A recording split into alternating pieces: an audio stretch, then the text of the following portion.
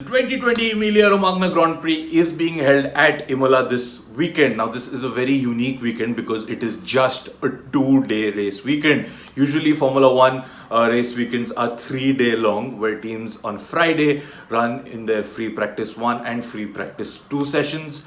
On Saturday morning, they run their free practice 3 sessions, and on Saturday afternoon, they have the entire qualifying session, which is followed by Sunday, which is the race day. But this time around, it is just a 2-day race weekend, which means that yesterday morning was the first time that the teams got out on track to run their free practice simulations. This is a race weekend where teams have gotten only one free practice session, which was followed by the qualifying session yesterday evening, and today is the race. Now, this is a track on which, out of the 20 drivers that are there on the grid right now, only one driver has raced on this track in a Formula One car before. It's Kimi Raikkonen. The last time a Grand Prix was held at Imola was way back in 2006, and this track wasn't there as a part of the original 2020 season calendar, but because of the improvisations in the calendar because of the pandemic, it is here, and the drivers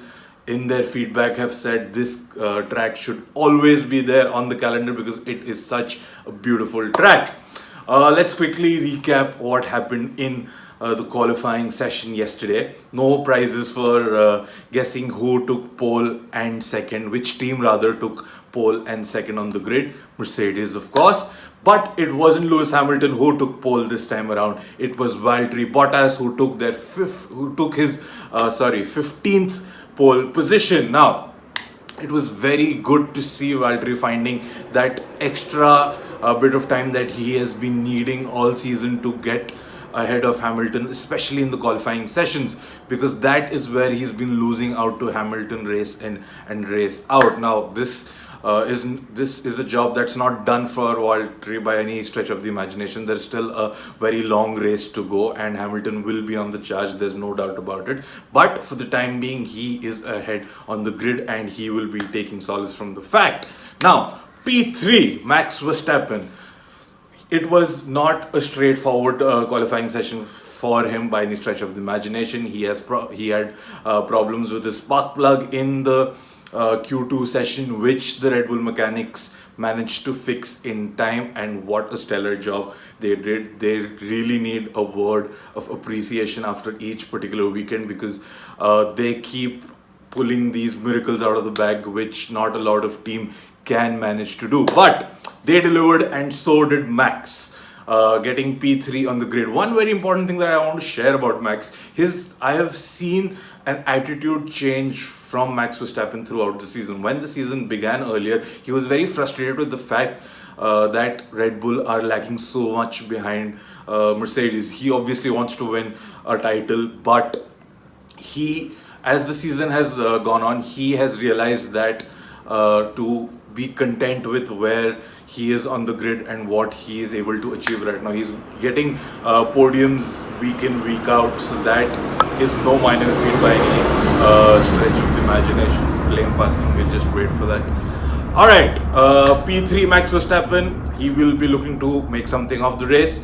P4, very interesting, very important, very exciting, Pierre Gasly. Now, a couple of days ago, he was confirmed to be driving in the Alpha Tauri seat next season. There were speculations about him again being promoted to Red Bull, but that is not happening, and he will be staying at Alpha Tauri. A stellar job he's been doing in that particular car, and again, he has equaled his best ever qualifying position by coming in fourth in the qualifying, and he'll be starting on the second row alongside Max Verstappen.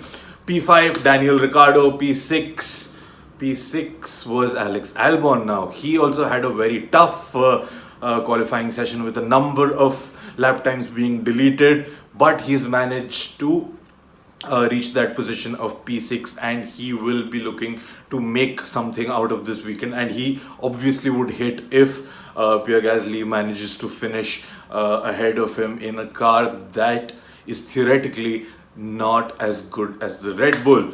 No other big surprises across the grid. There are Danny Kvyat made it into Q3, which is a first for him this season. He is also not sure about keeping his seat next season. He hasn't been confirmed yet, so he will also want to do very well in the races that are left.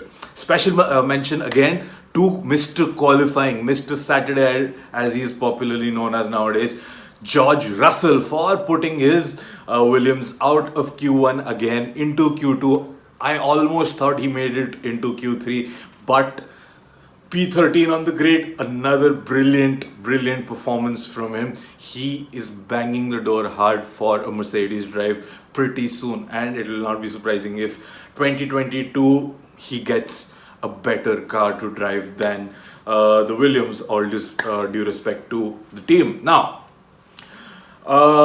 the race is today.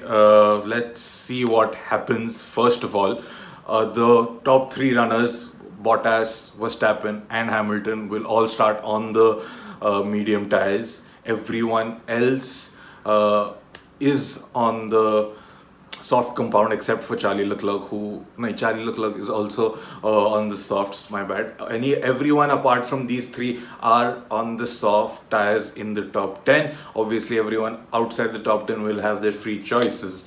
But the people on the soft tires can give the people on the mediums a good run for their money, because it'll take time for those mediums to warm up, and the soft tires drivers can pounce at that particular point in time. As far as the results for the race go, I think it is pretty much straightforward for the winner and the second position. It will be Mercedes drivers again. It will be interesting to see what order they finish in, but unless something happens to their car, some collision or some mechanical failure, I don't see anyone else winning this race.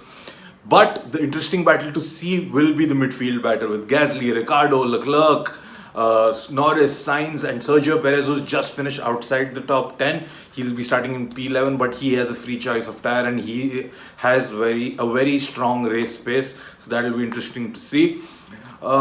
Let's watch the race today, and we'll talk again tomorrow morning and discuss what exactly happens in the race. Enjoy this one.